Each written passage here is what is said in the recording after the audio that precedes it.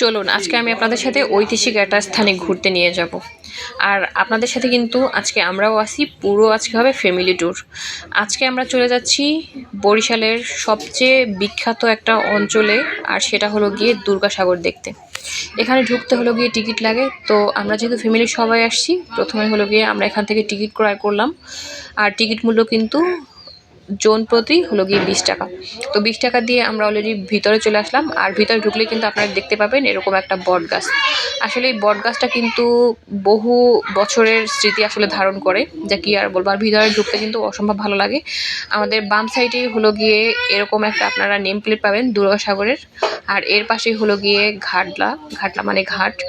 এটা হলো গিয়ে 1780 সালে শিবনারায়ণ তার স্ত্রী দুর্গামতীর নামে আসলে এই মানে বিলটি খনন করেন, আসলে দিঘিটি খনন করেন।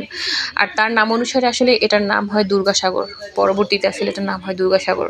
চমৎকার না? আসলে ভালোবাসার নিদর্শন এমনই হওয়া উচিত। শিবনারায়ণ তার স্ত্রীর নাম অনুসারে এরকম একটা খাল খনন মানে দিঘি খনন করে আসলে তার নাম অনুসারে নাম দিল দুর্গাসাগর। অসম্ভব ভালো লাগার একটা স্থান। আসলে এখানে গেলে একদম প্রাণ জুড়িয়ে যায়, প্রকৃতির একটা কাছে আপনারা চলে যাবেন।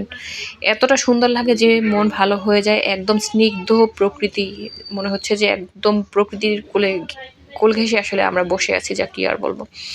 অসম্ভব ভালো লাগার ছিল বিষয়টা। আর যেহেতু আমরা এখানে ফ্যামিলি ট্যুর নিয়ে গেছি, বোনের জামাই, বোনের মেয়েরা, বাচ্চা কাচ্চা সবাই আমরা গিয়েছি। আসলে প্রতিটা পয়েন্ট ঘুরে ঘুরে আমরা দেখছি, আর আসলে অবাক হয়ে যাচ্ছি যে কতটা আসলে ভালো লাগার বিষয়। সঙ্গে কিন্তু আমাদের মাও ছিল। চারপাশের প্রকৃতিটা এতটা স্নিগ্ধ ছিল, যা কি আর বলবো, অসম্ভব ভালো লেগেছে। আর তার সাইডে যদি এরকম থাকে দিঘি, তাহলে তার কোনো কথাই নেই। এখানে কিন্তু অসংখ্য কবুতর লালন পালন করার সিস্টেমও আছে, দেখতে পাচ্ছেন আপনারা এখানে। তো সেই ঘরগুলোও রয়েছে। আর এই যে দিঘিটা ঘিরে রয়েছে অনেক অনেক মানে নান্দনিক সৌন্দর্য ঘেরা, আসলে সব ধরনের প্রকৃতির ঘেরা আসলে এইরকম পরিবেশটা। তো এখানে এই সিঁড়ি বেয়ে বেয়ে নেমে আপনারা ইচ্ছা করলে একদম দিঘিটাকে, এই যে নৌকাগুলো আছে বা বোটগুলো আছে, সেটা দিয়েও ঘুরে ঘুরে দেখতে পারবেন। আর এখানে এই যে ময়ূরপঙ্খী বোটগুলো আছে, তো সেটা ঘুরে ঘুরেও কিন্তু আপনারা দেখতে পারবেন। অসম্ভব ভালো লাগার একটা সিন। আর ভিতরে গেলে তো আরও অনেক ভালো লাগার সিন, যা কি আর বলবো। আসলে স্নিগ্ধ একটা পরিবেশ, যেটা আমি বারবার বলতেছি। তো আপনারা যারা আসলে বরিশালের আশেপাশে আছেন, তারা অবশ্যই চেষ্টা করবেন যে এই পরিবেশটা অন্ততপক্ষে একবার হলেও ঘুরে যাওয়ার জন্য। তাহলে একদম প্রকৃতির কাছে যেতে পারবেন আপনারা। একদম স্নিগ্ধ একটা পরিবেশ পাবেন, ভালো লাগার একটা পরিবেশ পাবেন। অসম্ভব ভালো লাগার, যা কি আর বলবো।